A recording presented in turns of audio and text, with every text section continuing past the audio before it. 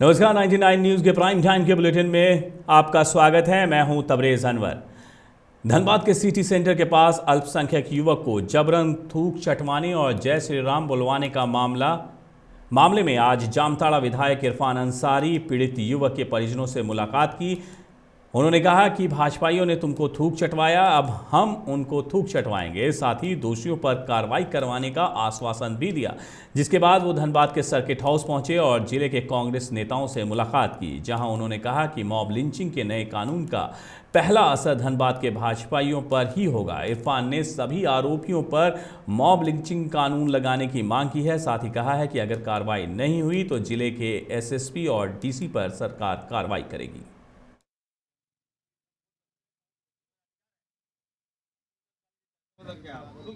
प्रकार से आपने देखा 3 दिन पहले भारतीय जनता पार्टी के नेताओं ने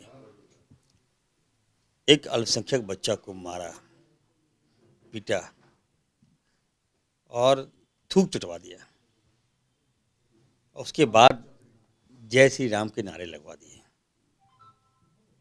ये तो हम लोग बर्दाश्त नहीं करेंगे, ये इरफान अंसारी कतई बर्दाश्त नहीं करेगा। भारतीय जनता पार्टी ने अपना असली चेहरा दिखा दिया। मॉब लिंचिंग की देन भाजपा की है और भाजपा मॉब लिंचिंग को अपना बहुत बड़ा हथियार मान के चल रही थी, जिसका उदाहरण इन्होंने पेश कर दिया। लेकिन मैं तमाम उन भाजपाइयों से कहना चाहता हूं जिसने इस घटना को अंजाम दिया, बेल तो उनका नहीं होगा, आजीवन भर इसको हम जेल में छुड़वाएंगे। सिंदरी के हल फैक्ट्री में आज बड़ा हादसा हुआ। बताया जा रहा है कि काम के दौरान हल फैक्ट्री में बॉयलर का पैनल फटने से 2 मजदूर झुलस गए हैं, जिसके बाद अन्य मजदूरों में भगदड़ मच गई। लोगों ने इधर उधर भागकर अपनी जान बचाई। घटना के बाद झुलसे दोनों मजदूरों को धनबाद के जलान अस्पताल में भर्ती कराया गया, जहां उनकी स्थिति नाजुक बनी हुई है। मजदूरों ने आरोप लगाया है कि प्रबंधक की लापरवाही से ये घटना हुई है।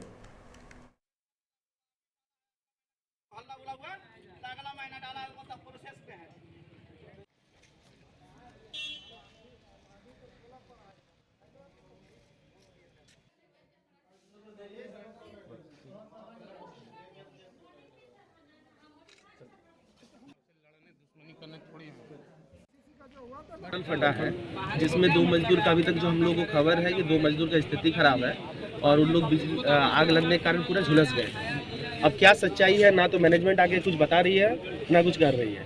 यहाँ पे सारा मजदूर हम लोग एक साथ खड़े हैं, अभी तक कोई रिपोर्ट नहीं है। आदमी का इलाज कैसे हो रहा है, नहीं हो रहा है, कुछ बताए ताकि हम लोग उसमें कुछ समझ सके, लेकिन कहीं कुछ नहीं बता रहा है। सारल में निर्माण का कार्य चल रहा है। 1 मिनट रुकिए फिर से। हाँ हाँ, HURL में निर्माण कार्य में 2 एम्प्लॉई काम कर रहे थे, जिसमें इलेक्ट्रिफिकेशन और ये बॉयलर का काम हो रहा था। उसमें एक बहुत बड़ा धमाका हुआ, बॉयलर फटने से हुआ या इलेक्ट्रिक स्पार्क से हुआ, जिसमें 2 मजदूर झुलस गए। इसमें एक बलियापुर प्रखंड के रघुनाथपुर गांव के आशीष मंडल जिसका नाम है, दूसरा माधवन बोल के है, तमिलनाडु के है। इनका अभी तक जो कंपनी है ठेकेदार या फिर HURL मैनेजमेंट की तरफ से कोई समुचित उपचार का व्यवस्था नहीं किया गया है। 1 साल पहले ऐसा ही कुछ घटना ACC में हुआ था, जिसमें वहाँ के मजदूरों के लिए, वो भी कॉन्ट्रैक्ट लेबर थे, वो वहाँ भी एक्सटेंशन का काम चल रहा था, निर्माण कार्य चल रहा था। उन लोगों को ही करने के लिए यहीं जलान हॉस्पिटल से एयरलिफ्ट करके ले गया था, इलाज कर समुचित व्यवस्था किया गया था। लेकिन हर मैनेजमेंट या फिर जो कॉन्ट्रैक्टर है उसके तरफ से अभी तक ऐसा कुछ नहीं हो रहा। ऐसा यदि रहा। धनबाद नगर निगम में कोरोना विस्फोट हुआ है। सिटी मैनेजर, कार्यपालक अभियंता समेत 15 कर्मचारी कोविड पॉजिटिव पाए गए हैं। इसके बाद निगम सख्ते में आ गया है। पूरे नगर निगम परिसर को सैनिटाइज किया जा रहा है। वहीं पॉजिटिव मरीजों को इलाज भी चल रहा है। धनबाद और बोकारो जिले के स्थानीय भाषा में भोजपुरी और मगही को शामिल किए जाने के विरोध में आज छात्रों ने धनबाद के रणधीर वर्मा चौक पर मुख्यमंत्री हेमंत सोरेन का पुतला दहन किया। संथाली खोटा भाषा समिति के अध्यक्ष जयराम महतो ने कहा है कि झारखंड का गठन अलग भाषा और झारखंड संस्कृति के आधार पर हुआ था, लेकिन आज जिस प्रकार से भाषा का अतिक्रमण किया जा रहा है, ये कहीं न कहीं झारखंड के पहचान को खत्म करने की साजिश है।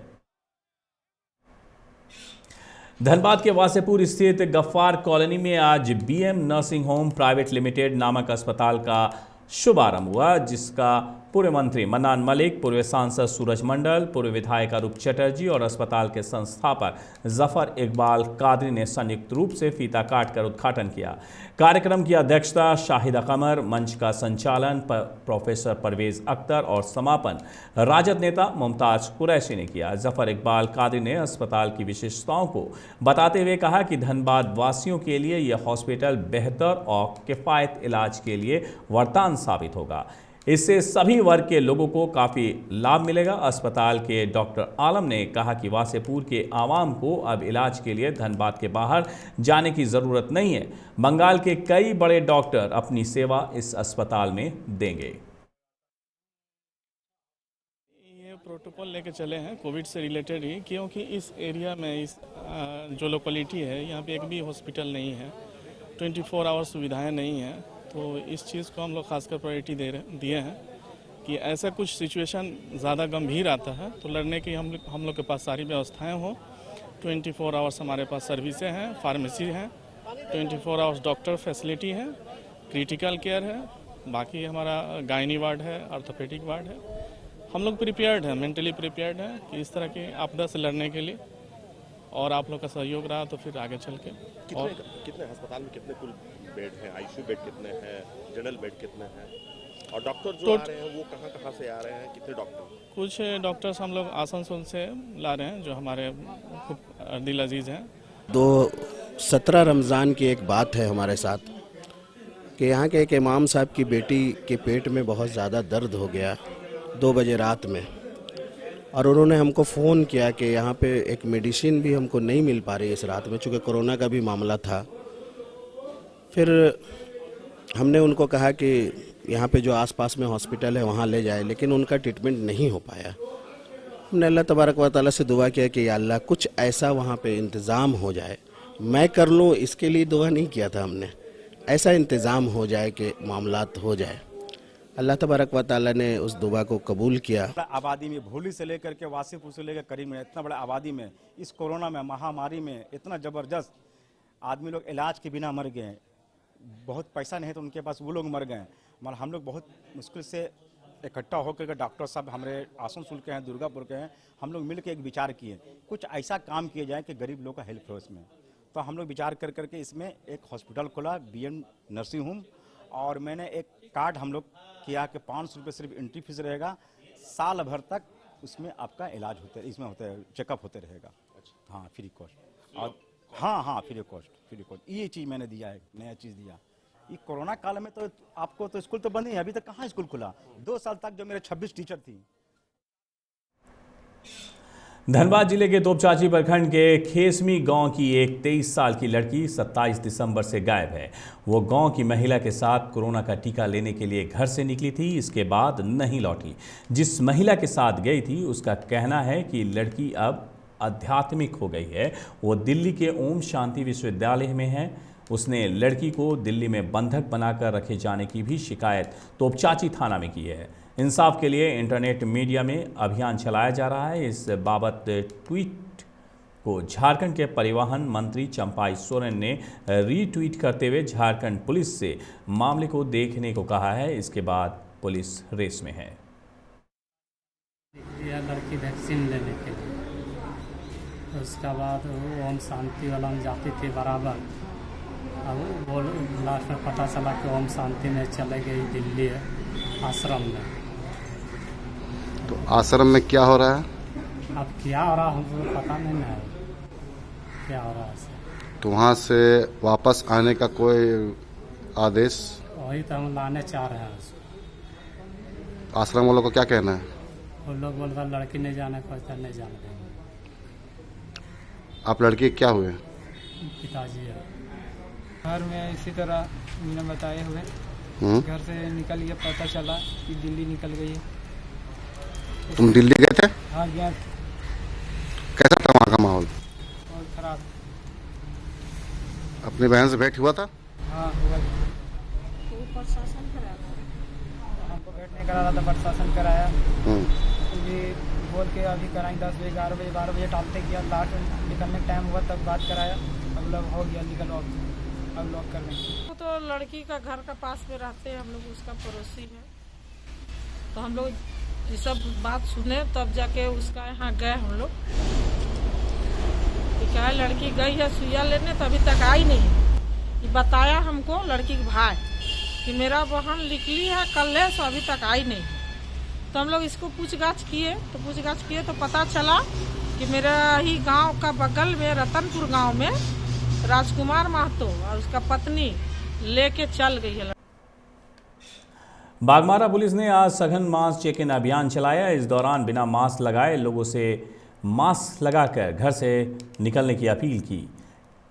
एसआई मनाश कुमार साथू ने कहा है कि मास्क चेक इन अभियान चलाया जा रहा है। जिस तरह से कोविड-19 के मामले बढ़ रहे हैं, लोगों को मास्क लगाने के लिए जागरूक करना है, जिससे इस बीमारी को फैलने से रोका जा सके।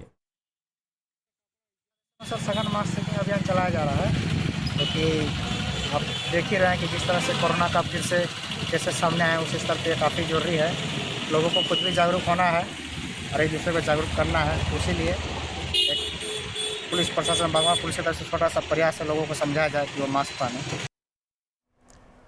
तीसरी प्रखंड में वैक्सीन नहीं लेने वालों को पकड़ कर टीका दिया जा रहा है। इस संबंध में तीसरी बीडीओ संतोष प्रजापति ने बताया कि प्रशासन और स्वास्थ्य विभाग ने आज तीसरी, चंदौरी और गुमगी के बाज़ारों और चौक चौराहों में वैक्सीनेशन का स्टेटस वेरीफाई किया जा रहा है, जिससे ये पता लगाया जा रहा है कि कितने लोगों ने अभी भी टीका नहीं लिया है। इसी क्रम में एक व्यक्ति ऐसा मिला जो एक भी डोज नहीं लिया था, उसका टीकाकरण किया गया। ये सिलसिला आगे भी चलता रहेगा। इस मौके पर सीओ असीम वाड़ा, रितेश कुमार, प्रवीण कुमार, एएनएम कविता कुमारी, रोजलीन किस्कू, अंकेश कुमार सहित कई कर्मी मौजूद रहे। खंड के बाजार, चौराहा, गुमगी और चंदरी बाजार में अचानक लोगों का वेरीफाई किया जा रहा है, जिसका सूचीबद्ध भी किया जा रहा कि उसमें कितने लोगों ने टीकाकरण किया है। उससे हमको पता चल जाएगा कितना % टीकाकरण मेरा हुआ है, क्योंकि हमारा 15 पंचायत में टीका हो चुका टीकाकरण देखा। तीसरी प्रखंड के पलम रुआ पंचायत में सोमवार को हुई जन सुनवाई में पीडीएस दुकानदारों की अपनी गलती स्वीकारने और उसकी भरपाई करने के आश्वासन के बाद अनाज गबन के मामले का खुलासा होते दिख रहा है। बता दें कि रविवार को सैकड़ों ग्रामीणों ने पलम रुआ पंचायत के 5 डीलरों पर दिसंबर महीने की अनाज की कालाबाजारी और मृत लोगों के नाम पर राशन उठाने का आरोप लगाते हुए हंगामा किया था, जिसके बाद मामले की सुनवाई हुई थी। पूर्व विधायक राजकुमार यादव ने कहा है कि पूरे तीसरी प्रखंड में गरीबों के राशन की कालाबाजारी की जा रही है। उन्होंने डीसी से जांच की मांग की। वहीं सांसद प्रतिनिधि मनोज यादव ने कहा कि कोरोना जैसे वैश्विक महामारी काल में जन वितरण प्रणाली के दुकानदारों द्वारा अनाज की कालाबाजारी करना मानवता को शर्मसार और कलंकित करने जैसा है। प्रखंड के ग्राम पंचायत पलमरुआ में हजारों राशन कार्ड धारियों के साथ दिसंबर महीना का अनाज जो है सो डीलरों के द्वारा बेचा गया। इसलिए पब्लिक के द्वारा स्वयं जन सुनवाई करके प्रखंड विकास पदाधिकारी, अंचलाधिकारी और एमओ को बुला करके डीलरों ने दिसंबर माह का अनाज को बेचा, इसको खुद स्वीकार किया और उन्होंने कहा माफ़ी मांगते हुए कि हम दिसंबर माह का अनाज जो एक फ्री अनाज और एक रुपये से मिलता है झारखंड सरकार और केंद्र सरकार के द्वारा, वो दिसंबर माह का अनाज जो है सो 2 बार वितरण करेगा।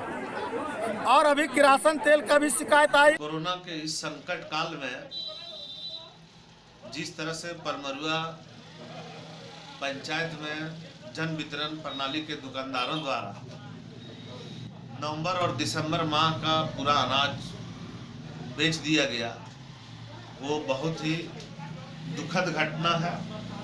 और मानवता को शर्मसार एवं कलंकित करने की बात है।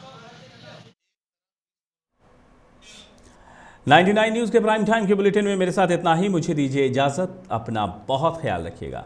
नमस्कार।